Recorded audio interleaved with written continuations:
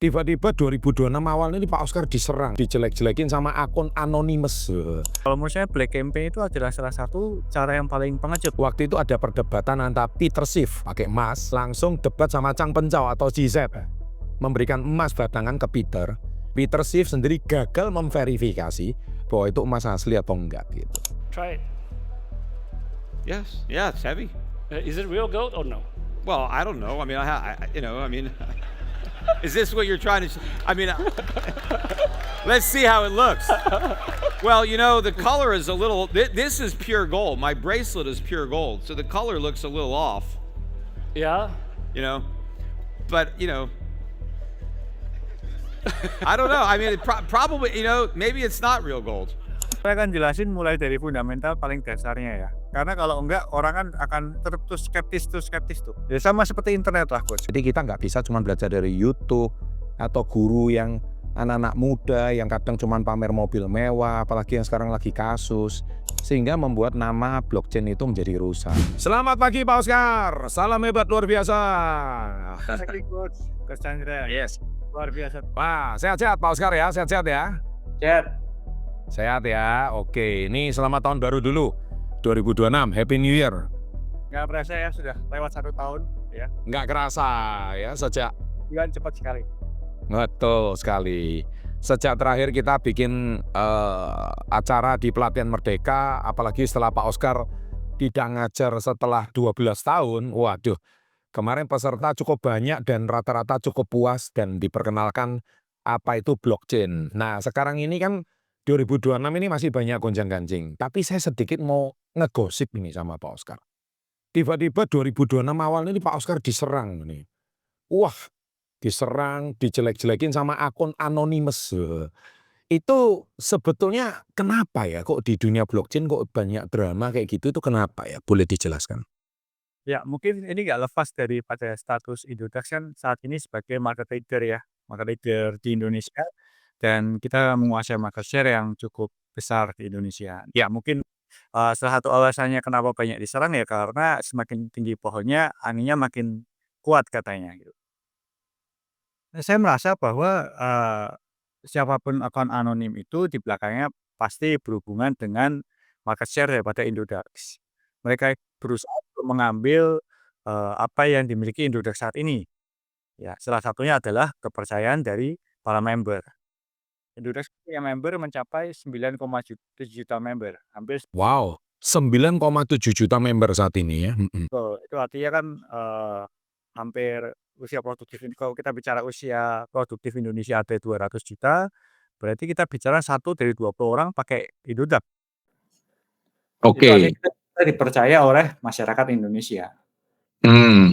Makanya kalau salah satu cara untuk menjatuhkan Indodax ya salah satunya dengan menyerang Oscar gitu kan. Oke, berarti artinya mereka menggunakan strategi black campaign untuk ngambil market share ya. Jadi itu salah satu yang mereka lakukan. Wah, berarti hampir mirip kayak politik aja ya. Waduh, pakai black campaign segala gitu ya. Oke, baik. Tapi Pak Oscar bisa menang tanpa perlawanan itu mereka itu. Ya kan kita coba berusaha menyampaikan data-data bahwa memang data yang kita miliki cukup solid ya. Bahwa Indodax itu kan mengelola kripto itu kan hampir $1 billion.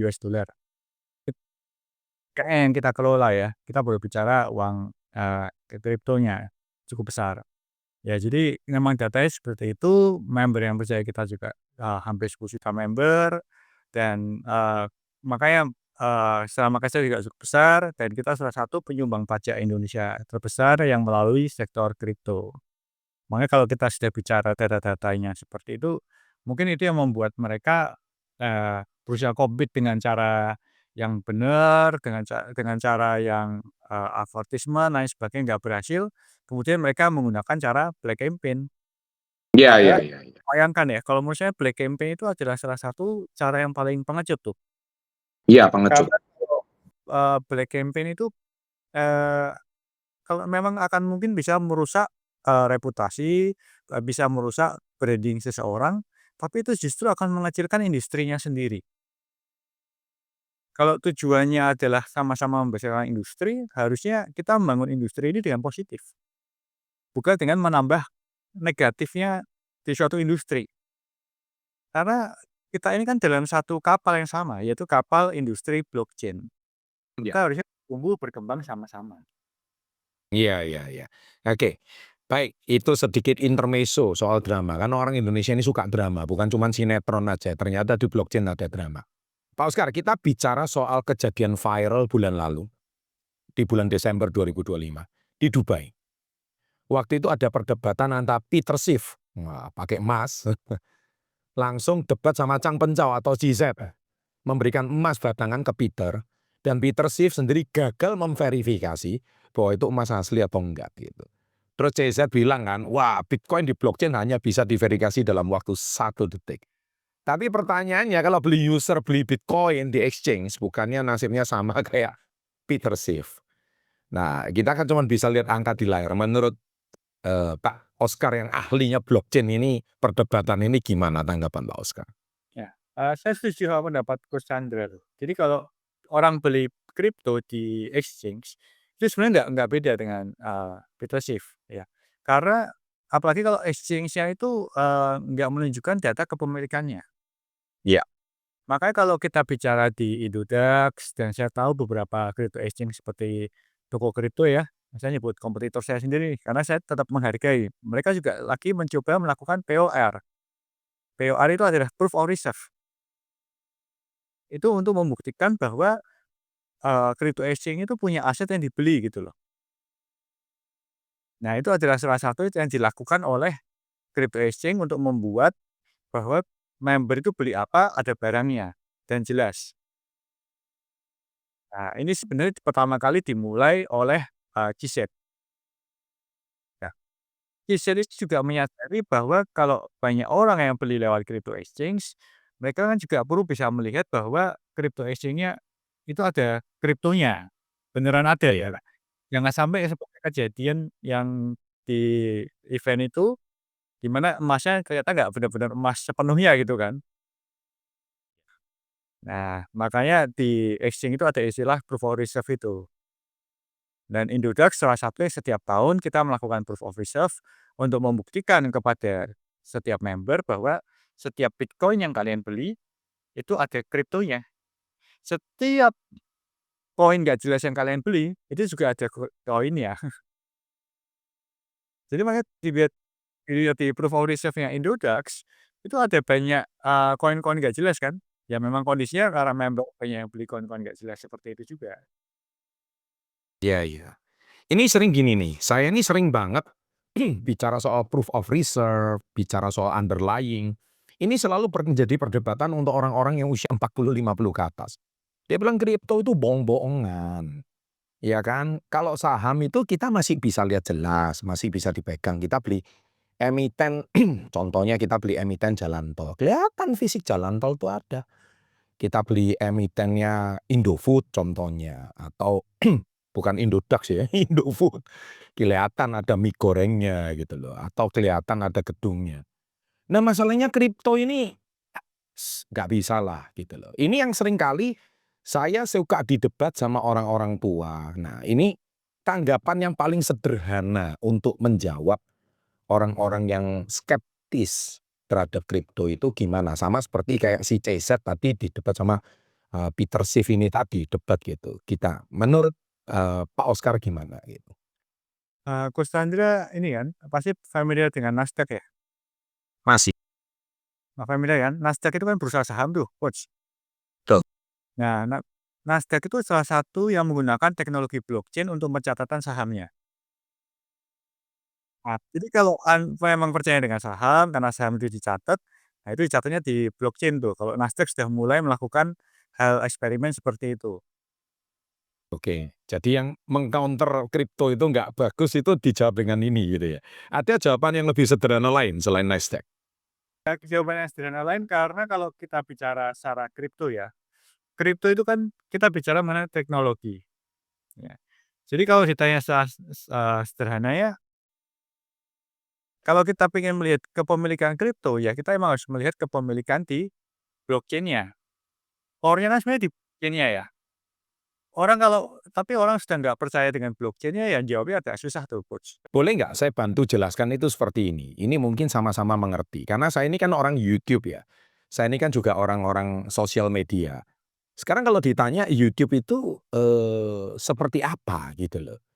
Nah, jadi ini kan desentralisasi media, nggak zaman dulu centralized media, misalkan televisi atau koran gitu loh.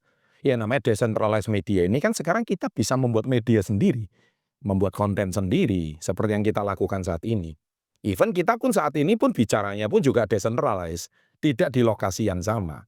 Itu yang zaman dahulu itu hampir tidak mungkin gitu. Apakah boleh dijelaskan dengan analogi seperti itu, Pak Oscar? Boleh aja, tapi tetap itu kembali ke blockchain-nya, Coach. Kalau kita bicara dengan orang berumur 60 mungkin atau 50 sampai 70 lah, 50 sampai 70, yang pertama kali harus kita terangkan adalah konsep daripada blockchain-nya sendiri, bahwa blockchain itu satu-satunya teknologi digital yang bisa membuktikan bahwa keberadaan digital itu nyata gitu kan. Iya. Ya, itu yang harus logika yang kita terima dulu. Kalau logika itu bisa kita terima, baru kita bisa menerangkan lewat konsep bahwa sekarang itu semua keberadaan sudah didigitalkan. Kalau kita bicara mengenai saham ya, saham itu kan dulu kertas, Coach. Ya kan, karena semua orang nggak percaya dengan digital pada saat itu. Tapi kemudian orang tiba-tiba percaya dengan digital setelah pembiasaan. Nah, kemudian berubahlah menjadi digital. Orang nggak lagi megang kertas. Kalau kita bikin PT misalnya, kita kan sudah nggak megang lembaran sahamnya lagi kan? Iya, iya. Ya, kalau dulu kan pertama kali pasti megang lembaran sahamnya. Nah, bahkan sekarang setelah itu akta PT pun saya mulai murni digital. Ini kan tentang transformasi nih. Iya, iya, Nah, iya. yang penyetorannya semua dulu terpusat. Nah, sekarang mulai ada konsep teknologi baru yang suka nggak suka, percaya nggak percaya, ada yang namanya konsep blockchain.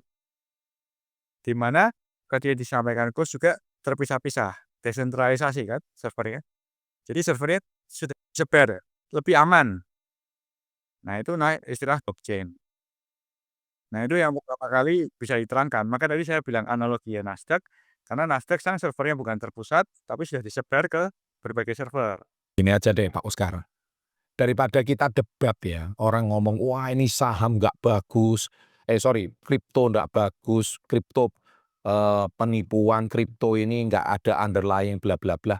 Kalau saya ini lagi-lagi Pak Oscar, kemarin waktu kelas kemarin saya mau ikut tapi berhalangan. Ini saya pengen ikut untuk event kali ini, untuk saya mau belajar offline sama Pak Oscar. Kira-kira Pak Oscar bersedia nggak untuk istilahnya mengulang mengajar gitu? Karena pertama mengajar itu tahun 2013, ngajar kedua 2025, 12 tahun kemudian. Saya mau ulang lagi supaya kepingin belajar langsung sama legendanya atau bapak blockchain Indonesia ini. Kira-kira Pak Oscar bersedia ya ngajar ya? Saya akan jelasin mulai dari fundamental paling dasarnya ya. Karena kalau enggak orang kan akan terus skeptis tuh. Ya sama seperti internet lah coach. Kalau orang nggak ngerti cara kerja internet, pertama kali dengar transfer uang pakai internet tuh juga pasti nggak percaya ya. Iya, iya, iya, iya, iya. Orang zaman kalau mau transfer nggak mau pakai klik BCA kayak gitu dulu nggak mau kan, tetap mau datang ke counter gitu kan. Tapi cara kerja internet, akhirnya pakai internet aja deh lebih gampang. Nah, kalau kita sudah paham teknologi blockchain dari basic, kita paham kriptonya dari basic, orang nanti benar-benar baru akan mau menggunakan dan memahami dan berani berinvestasi. Nah, mantap. Gini aja Pak Oscar, to the point aja. Kalau Pak Oscar kalau nanti ngajar, itu Pak Oscar pakai asisten atau Pak Oscar sendiri yang ngajarin kita satu persatu orang-orang gaptek ini? Kalau saya selalu prefer kalau ngajari dalam arti fundamentalnya, saya lebih prefer saya ngajar. Kenapa? Karena kalau kadang-kadang kalau asisten yang ngajar, mereka kan kadang mengajar dengan cuma yang materi saya berikan tuh kurang dalam gitu. Karena materi saya poin-poin dan itu dari pengalaman yang saya miliki selama ini ketemu berbagai orang ya. Saya pernah ketemu dengan cukup berumur 75 tahun. Dan beliau salah satu yang sekarang menurut saya punya aset kripto cukup besar di Indonesia. Iya. Ya. Oke deh. Pak Oscar, kita akan mengadakan kelas sama Pak Oscar tanggal 7 Februari 2026. Siap ya? Kira-kira semoga di batch yang pertama kemarin sama Pak Oskar sukses luar biasa, peserta puas sekali, dan yang saya kaget rata-rata usianya 50 ke atas ya.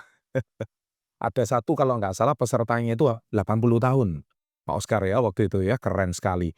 Dan rata-rata satisfied, puas, dan semuanya akhirnya punya informasi yang tepat dari blockchain. Jadi kita nggak bisa cuma belajar dari YouTube atau guru yang anak-anak muda yang kadang cuma pamer mobil mewah, apalagi yang sekarang lagi kasus, sehingga membuat nama blockchain itu menjadi rusak.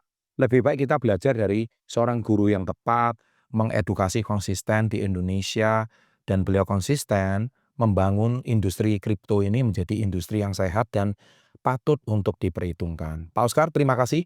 Sampai jumpa nanti di kelas tanggal 7 Februari 2026. Segera daftarkan diri Anda juga kalau Anda berminat langsung belajar dari Pak Oskar di link di bawah ini sekarang juga. Terima kasih Pak Oskar. Sukses untuk kita semua. Sampai jumpa di tanggal 7 Februari. Salam hebat luar biasa.